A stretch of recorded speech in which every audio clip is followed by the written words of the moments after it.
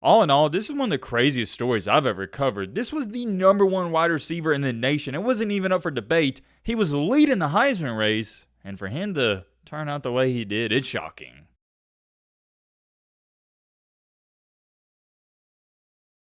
In the Seminole eye, but it's Busby to throw. September 20th, 1997. It seemed like it was going to be a regular Saturday in the college football world. We had some good matchups, but one of the most notable games that day was no other than 16th ranked Clemson versus number 5 ranked Florida State. And what you're about to see next is ridiculous to say the least. Fake wants to go deep on the sideline. Great adjustment made.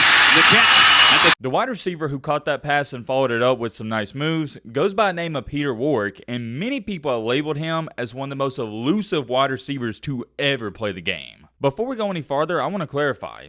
I myself am not saying he's one of the most elusive players to ever play in college football. That's coming from other people. But here's my question to you. Are they wrong? Is that a subjective opinion? Or is it a fact? In the same game, here's another catch by him. He's going to keep it? No, he throws on the run. And here's another one. Afternoon, Busby to throw, going deep sideline. As you can see, Mr. Peter Warrick here did his best White Randy impersonation. But whoa, hold on. Wait a minute. If mossing one guy wasn't enough for you, here's another one. Action. Deep ball for Warrick.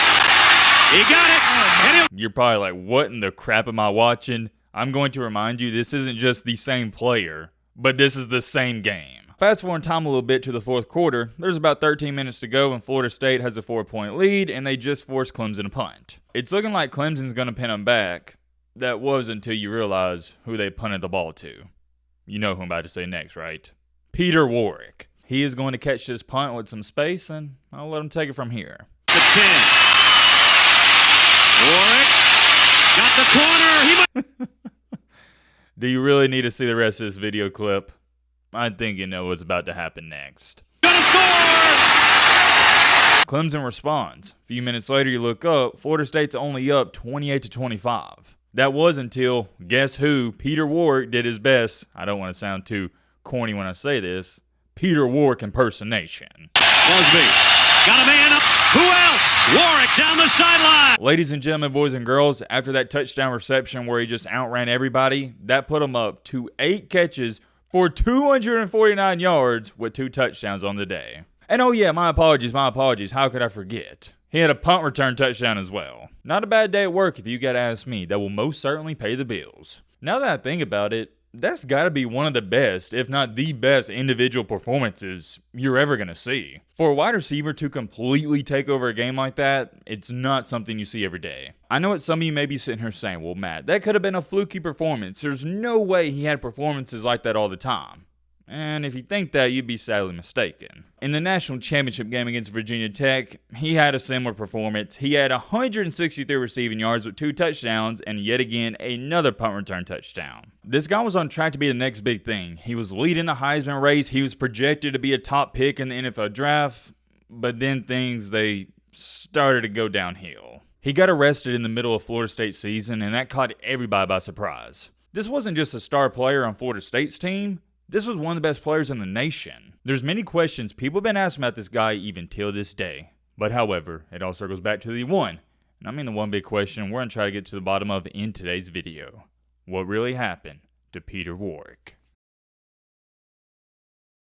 Ladies and gentlemen, boys and girls, hope all of you having a great and fantastic day. If not, hope this video can make it a little bit better. Major shout out to Kingdom Talk 3264. He writes, I really feel like you dodging the what happened to Peter Warrick. Come on, Matt, give us what we want. I've literally commented on every video. Please make that vid, bro. And your wish is my command. Here we are, my brother. I do appreciate your persistence because, like I've stated before, sometimes I can't see all the comments, so it doesn't hurt to request the same video. Per usual, if you guys have any recommendations and requests for videos like this, feel free to leave a comment down below, and who knows, we might make that video. You guys are in for a treat with this one. I'll leave it at that. Strap in, buckle up, get you a snack, get you a popcorn, get your favorite meal you like to eat and watch a video, because trust me, I do the same thing. But alright, man, blah, shut the crap up now, without further ado, let's get into it.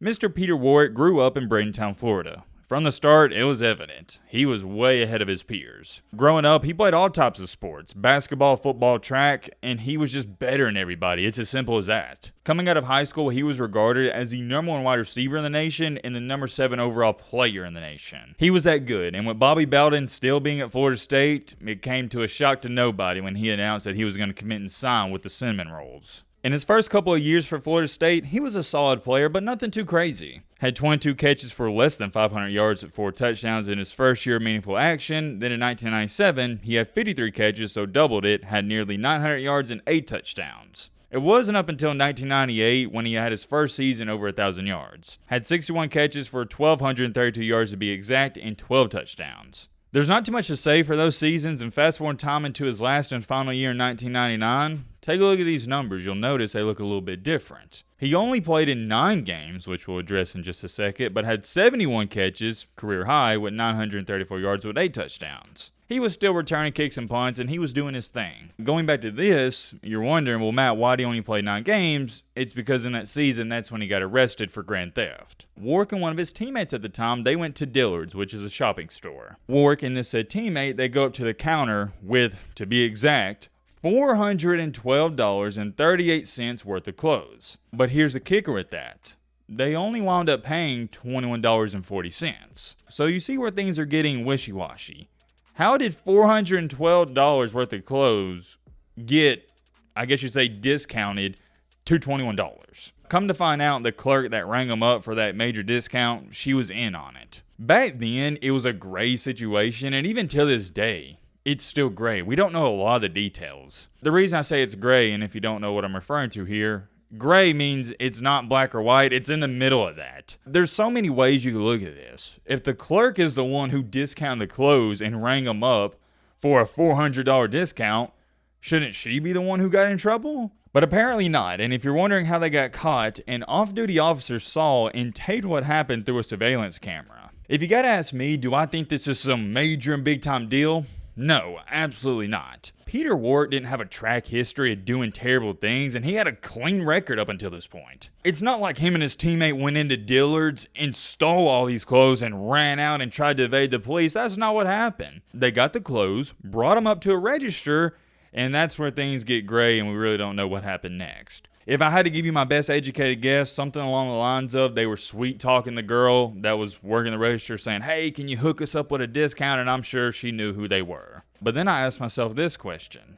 If that happened, there's no way that would have got him arrested because asking for a discount isn't a crime. My best assumption is Warrick and his teammate got all these clothes, brought them up to the register, and the lady, the girl up there, she was in on it, and she only scanned one of them for $20 and let them walk away with the rest. We could sit up here all day and speculate on what really happened. The bottom line is he got arrested for grand theft. Florida State, they punished him and they suspended him for a couple of games. I'm going to say this, though, and it's why I'm a fan of NIL, and we see this a couple of times in these videos we make on these players and whenever they get in trouble. If NIL was into effect when Peter Warrick was in college, do you think he would have, quote-unquote, stole $400 worth of clothes?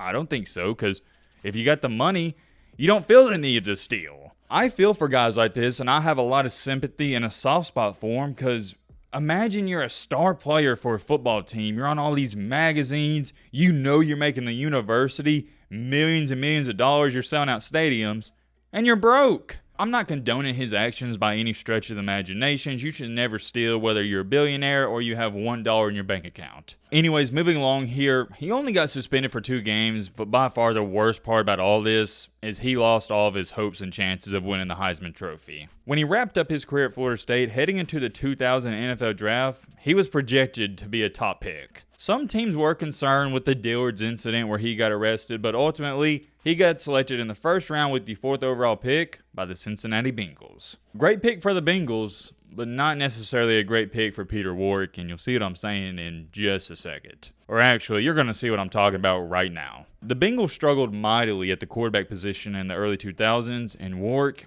he suffered the consequences. In his first season, he started every single game, 16 out of 16. He had 126 targets, but only 51 receptions. had 592 receiving yards with 4 touchdowns. 2001 was a little bit better, had 70 catches for 667 yards, but only 1 touchdown. In 2002, his numbers took a drop. He only had 53 catches for 606 yards, but career high 6 touchdowns. In his first 3 seasons, not bad, but not what you were expecting out of the 4th overall pick in the NFL draft. But here's where things get interesting.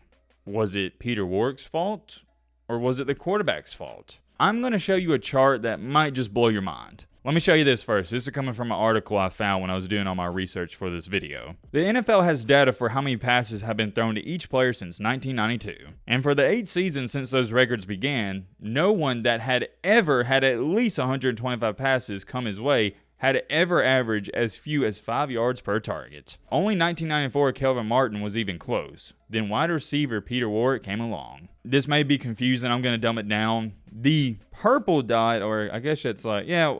It's kind of like pinkish purplish, but you get the point. We'll just call it a pink dot, and the orange dot, that is 2000 Peter Warrick and 2001 Peter Warrick. The blue dots are wide receivers, and the red dots are running backs. You don't gotta be a rocket scientist to figure out that Peter Warrick is dang near dead last on this chart in both seasons. Here's another chart I'm going to show you, which is the fewest receiving yards in a season with a minimum of 125 targets. Yet again, dead last on this chart is 2000 Peter Warrick and 2001 Peter Warrick in the orange. And last but not least, seasons averaging fewer than 5 yards per target. This chart is relatively simple and self-explanatory. In the red, there was only one, 2006, Chris Chambers, and the blue is Peter Warrick, and he had 2 seasons like that. For not just 1, but 2 seasons, Peter Warrick was averaging fewer than 5 yards per target. Can't emphasize that enough. That's crazy. It goes back to this. I'm going to ask you guys. Was it Peter Warrick's fault he wasn't thriving and succeeding in the NFL like many people thought he should be?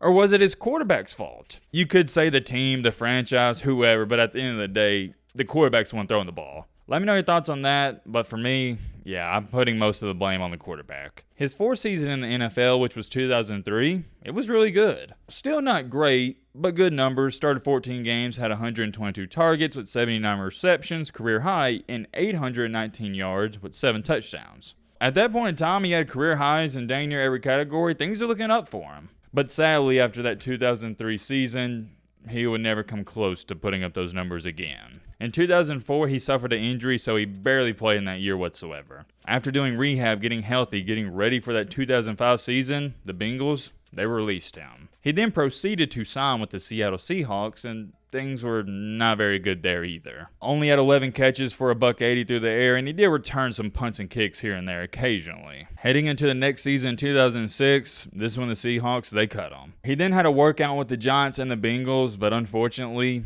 neither of them offered him a contract. At this point in time, he realized, you know what, my stint in the NFL, it's coming to an end, so he decided to join the AFL, which is the Arena Football League. But this was short-lived, and that might even be overstating it, because he was going to play with the Las Vegas Gladiators, but he didn't even show up to the first week of practice. This is when his team placed him on the refused to report list, and long story short, nothing came out of it. So he didn't play football for that entire season in 2007, but in May of 2008, he signed with a team out of the CFL that goes by the name of the Montreal Alouettes. In similar fashion, not too long after he signed with them, they released him. In 2009, he signed with the Bloomington Extreme out of the Indoor Football League, and he only played with them for 1 season. Fast forward time into 2011, he signed with a team out of the CIFL League that goes by the name of the Cincinnati Commandos. That's a first. I've never heard of the Continental Indoor Football League. Anyways, continuing along here, some pattern recognition, signs with them, but never plays. Finally, after that, he called it quits, and in 2013, he decided to become a high school football coach. This is where he became the wide receivers coach at Creekside Seminoles in Fairborn, Georgia. As to where it stands today, he's officially retired from football, but he is still heavily involved with Florida State. As you can see from his Instagram, he is always posting about them nonstop. He has a great family, he's focused on raising his kids, and one of his sons plays college football. But let's answer the million-dollar question. Why didn't things work out for Peter Warrick in the NFL? A lot of people point towards that injury he had, and here's what he had to say about it. That's probably what happened, but it's all about football. And when you get hurt, that's what you do. You play. A lot of people say he didn't do this and he didn't do that, but I feel like it's a blessing just to even make it to the NFL. Everybody doesn't get that opportunity, so that is something you've got to respect. The NFL wasn't hard. The hardest part was getting there. Wow. One of the greatest quotes I've ever read from a player doing all these videos, so mature and so wise. He's 100% right, and I love his outlook. Instead of saying, oh, well, if this would have happened, I'd have been a Pro Bowler. If this would have happened, I'd have had 5 Super Bowls. No. He chose a route of, hey, I'm just happy I made it to the NFL. It's hard to get there. If that doesn't tell you a lot about his character, I don't know what will. This is a guy you need in your life. He's a half glass full type of person. Let's see what other people have to say as to why his career didn't pan out. Crummy quarterback play by Smith and Kitna, and then he had an injury that he never really recovered from. Got injured while with the Bengals, got replaced by, I don't even know how to say that guy's name, but I do remember he did replace him. Was never able to reestablish himself in the NFL. He was mostly just a returner during his year with Seattle. Seemed to remember making a pretty important catch at some point that postseason, but maybe misremembering. He tried on with the Giants and Bengals like we talked about the next year, but both teams passed. Just didn't seem to have it after injuring his knee. I think you get the gist of things. As you can tell, most people are chucking it up to what we talked about, bad quarterback play and the injury. It's unfortunate, but that's the reality of sports. Injuries, they can literally derail a career just like that. And also, I know we talk about it a lot, but it's a main focal point of this video and a focal point of his downfall. Where you get selected in the draft, where you play your first couple of years at in the NFL, it matters a ton. I'm not going to say your success is solely dependent on the franchise, but to a certain extent, it kind of is. He didn't even have to have Tom Brady as a quarterback. If he just had a guy who was top 15 in the NFL, top 10, who knows how good he would have been in those first couple of years. There's many more things I could say. We'll end it off here. Let me know your thoughts down below. But Roman,